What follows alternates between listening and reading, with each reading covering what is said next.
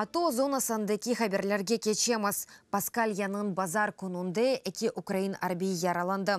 Штабда женкеверлер тарафындан япылған 22 тарикны қайды еттілер. Әрбір тарафта вазиет керген олып қала. Луганск юнелешінде Русия күчлері Попасный районында тапланған екен. Донецк вилиетінде Авдеевкаве Бутовка очағына уджум еткен әділер.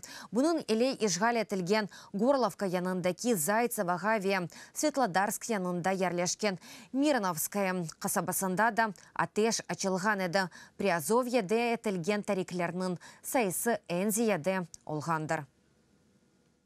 На Приморскому напрямку. Ялы юнулешінде душман юз егірімі весексенікі калибрлымина атыжы, чешіт тертибатлы гранатыжы, вебою калибрлым пулеметлардан Павлополь янында ерлешкен денис пиядылеріне уджум етті.